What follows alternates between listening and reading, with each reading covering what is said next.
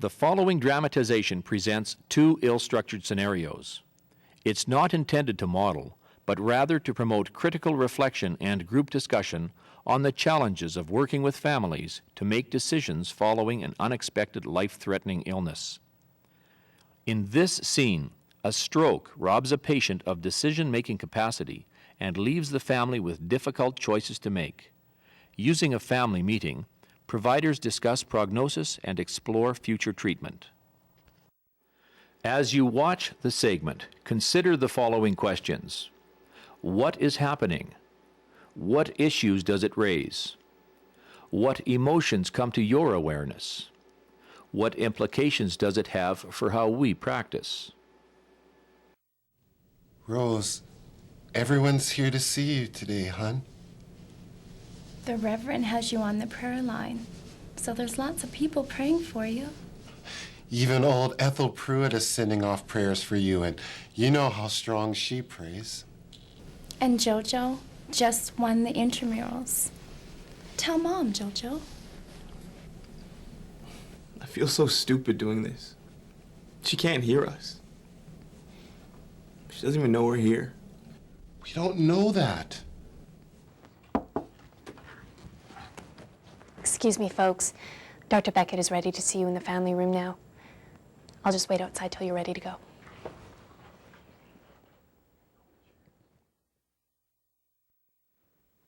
Well, that's where we are with Rose's treatment.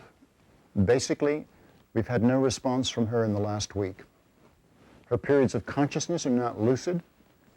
She doesn't understand anything. She doesn't appear to recognize anyone. Her recent CAT scan indicates the intracranial bleed has been extensive and large portions of her brain have been damaged. In the end, her condition has not improved. It's deteriorated. And all the nurses who are caring for her say she hasn't responded to any outside stimulus lately. But she blinked when I spoke to her yesterday. I think she's doing better. That could have been just a reflex, not an acknowledgement of your presence, Mr. Baines. No, for all intents and purposes, Rose is not getting better. I believe that we should stop the treatment. And what does that mean? We'd like to remove the feeding tube. So she'll just starve to death? You can't just pull the plug on her. That's my mom. In her condition, she's dying anyway. At this point, we're merely prolonging the inevitable.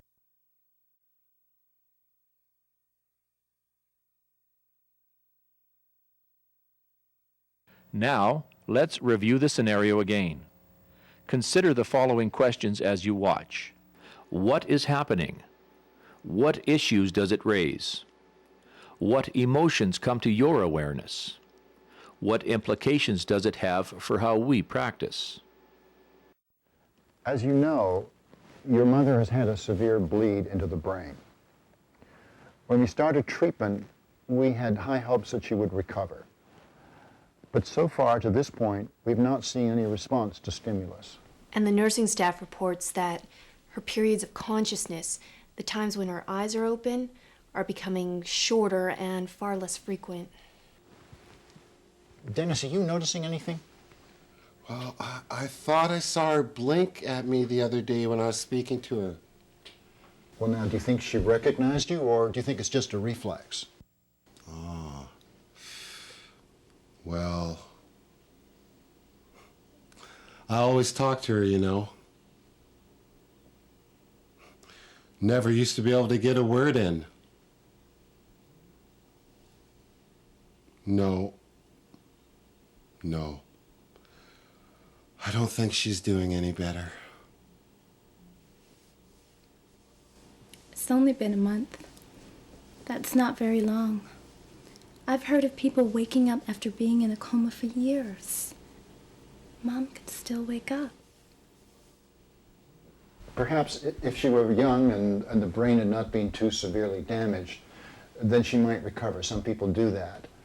But your mom has had very extensive damage to the brain. Have you seen any indications that she's improved? No. Not really.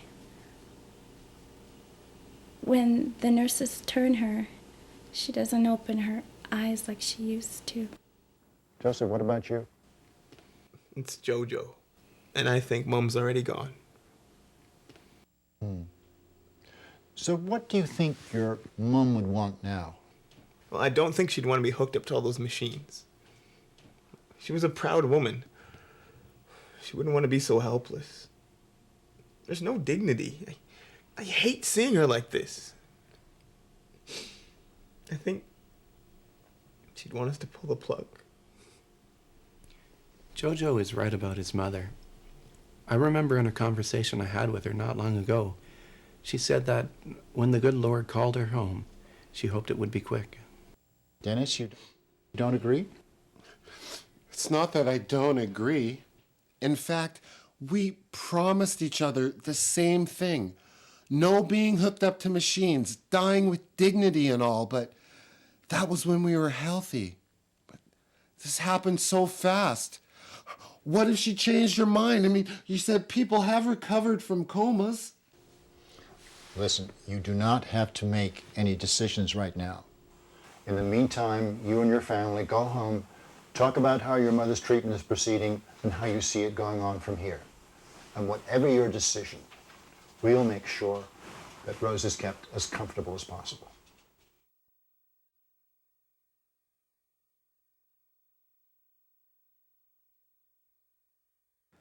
The segment highlights the ways in which care providers can help facilitate goals of care discussions with family members.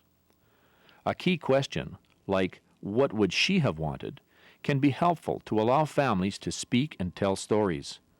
It's the shared exploration of these stories that gives insight into a patient's possible wishes about goals of care. Giving the family a chance to express their concerns and hearing their assessment of the patient's situation engages the family in the decision-making process. It's important to be thoughtful and careful to use language that the family understands. Decision-making is a process, not a moment. In situations such as these, it sometimes takes a series of meetings, giving the family time to reflect, discuss, and adjust to the changing situation of their loved one.